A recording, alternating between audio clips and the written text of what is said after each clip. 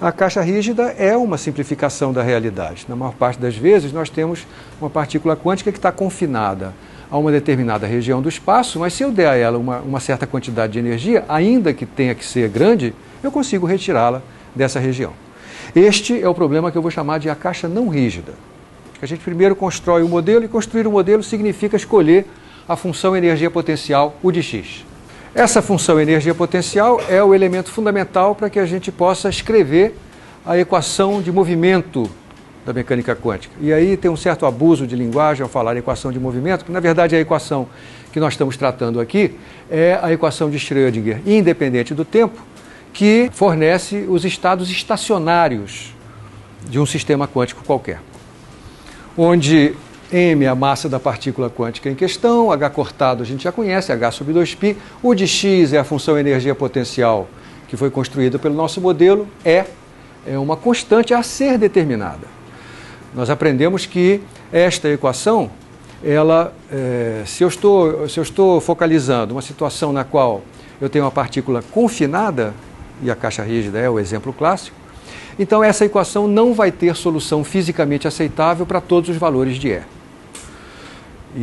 Então a gente vai descobrir, ao tentar resolver essa equação e ao impor as soluções possíveis dessa equação, um conjunto de condições, chamadas de condições de contorno e condições de aceitabilidade física, a gente vai ver que nesses problemas de partícula confinada, a gente só vai ter funções de onda que tenham significado físico para alguns valores de E. E é esse fenômeno que nós chamamos a quantização da energia. Tá certo?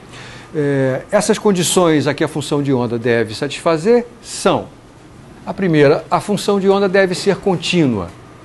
Ela tem que ser contínua porque ela deve ser diferenciável, deve ser derivável. A segunda condição que eu vou escrever aqui, eu ainda não tinha escrito para você, simplesmente porque essa condição ela deixa de ser satisfeita em alguns problemas particulares, um dos quais é o da caixa rígida. E o fato dessa segunda condição, que eu ainda não escrevi, não ser satisfeita nesse caso, está associado ao fato de que nós estamos usando um modelo de energia potencial no qual a energia potencial pode ser infinita. E isso é uma anomalia matemática. Em todos os casos onde a energia potencial não seja infinita, essa segunda condição tem que ser verificada. O que também é óbvio, uma vez que essa função tem que ter derivada segunda. Se ela tem que ter derivada segunda, isso quer dizer que a derivada primeira dela tem que ser contínua. E a exceção a esta regra é casos em que o de x é infinito em algum lugar. Essas condições vão gerar o que nós chamamos condições de contorno. Isso porque a solução da equação de Schrödinger vai ser, em geral, escrita por partes. Porque o modelo que eu estou usando, que eu vou usar para a energia potencial, pode descrever essa energia potencial de forma diferente em diferentes segmentos. Então eu vou resolver a equação de Schrödinger para cada um dos segmentos nos quais eu tenho a energia potencial dada por uma certa forma funcional, e depois eu tenho que fazer com que essas funções de onda em cada um desses segmentos se ajustem. Foi isso que a gente fez no caso do poço quadrado infinito. Quando o x está entre 0 e a função U de x é 0. Então a equação de Schrödinger não tem esse termo. Ela se escreve psi duas linhas igual a menos 2me sobre h cortado ao quadrado. E aí nós resolvemos esse problema supondo que a energia era positiva. Essa suposição de que a energia tenha que ser positiva faz sentido físico, já que a energia potencial mínima é 0 e, classicamente, a energia cinética é a diferença entre a energia total e a energia potencial. Se a energia total fosse menor do que 0, então a energia cinética clássica teria que ser negativa. Só que esse argumento é bom se a gente está usando a física clássica. Mas a física quântica nos reserva surpresas. Será que ela não nos reserva uma surpresa aqui também? Nós vamos examinar essa possibilidade daqui a pouco. Então, supondo que a energia é positiva, nós podemos definir um número k, cujo quadrado é esse valor aqui. Claro que isso aqui só pode ser definido dessa forma porque é positivo. Senão, não existiria um número real cujo quadrado desse 2me sobre h cortado ao quadrado. Então a gente obteve essa forma geral. Agora a gente impõe as condições de contorno. Quando eu faço x igual a 0, então o seno de kx é identicamente nulo, O cosseno de kx, cosseno de zero é 1, aqui fica apenas o termo b, e a gente conclui que a constante b tem que ser nula. Não sobra apenas o termo em cosseno.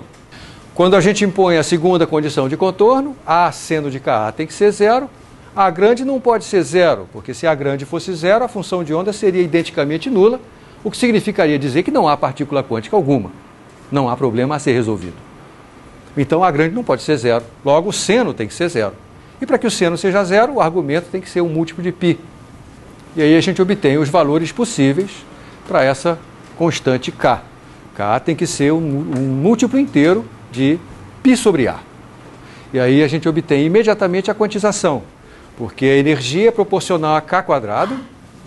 Aqui estão, portanto, os valores possíveis daquela constante E a qual eu me referia no início da exposição.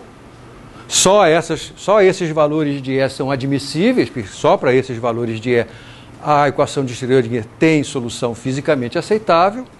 Esse segundo termo a gente pode escrever de outra maneira, se eu me lembrar que H cortado é H sobre 2π. Ao quadrado vai ter um π2 no denominador que mata esse π2. Aqui estão as energias, outra vez, expressas agora em termos de H e não de H cortado. O passo seguinte foi a normalização da função de onda. Eu não vou repetir esse passo aqui.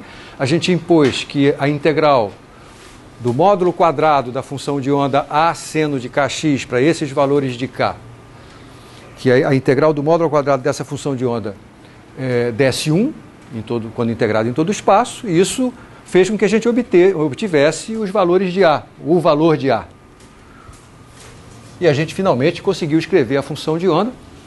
E aqui está o nosso primeiro problema de mecânica quântica completamente resolvido.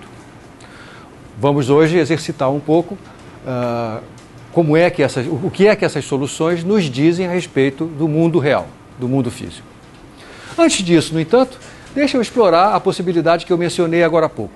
Será que não é possível a gente encontrar soluções com energia negativa? Vamos ver. O que acontece se a energia, se E for um número negativo? Bom, se E for um número negativo, eu não posso definir K ao quadrado desse jeito. Eu tenho que definir um K ao quadrado com o sinal de menos na frente para que menos 2mE sobre H cortado ao quadrado seja positivo. E é exatamente esse termo que aparece do lado direito da equação de Schrödinger, portanto ela fica assim. E quais são as soluções dessa equação diferencial? Qual é a função, ou quais são as funções, cuja derivada segunda é proporcional à própria função? A exponencial. As exponenciais E elevado a kx e E elevado a menos kx são funções cuja derivada segunda são proporcionais à própria função, e essa proporcionalidade se exprime por um número positivo. E elevado a menos kx toma a derivada primeira, da menos k é a menos kx, deriva outra vez, desce outro fator menos k, que junto com o menos k que já estava lá dá um k ao quadrado. Então essas duas funções, E a kx e E a menos kx, são duas soluções dessa equação, elas são linearmente independentes, portanto a solução geral dessa equação, diferencial de segunda ordem, é isso que aqui está. Bom, uma vez obtida a solução geral, temos que impor as condições de contorno. Psi de zero tem que ser zero.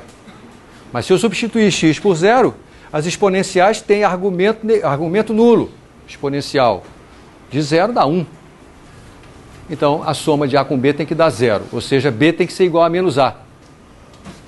Para que a função de onda seja nula e x igual a A, substitua x por A, lembrando que B já é menos A. Então, eu vou colocar o A em evidência. Se esse produto é nulo, então, ou a grande é zero, ou essa diferença de exponenciais é zero. A grande pode ser zero? Por que não pode ser zero? Porque senão a função de onda seria identicamente nula. Isso não pode acontecer. Portanto, aquele fator tem que ser zero. E vamos ver o que implica isso. Eu vou multiplicar os dois lados por E elevado a Ka, porque aí esse termo aqui vai dar 1, jogo ele para o segundo membro, fica E elevado a 2Ka igual a 1. Mas se a exponencial de alguma coisa dá 1, o que tem que ser essa alguma coisa? Claro que eu estou falando de alguma coisa real, né? Isso aqui tem que ser zero. 2Ka tem que ser zero. Mas A não pode ser zero. A é a largura do poço. Logo, K é zero. Mas se K é zero, então substitua aqui o K por zero. Isso aqui dá uma constante. Tá certo?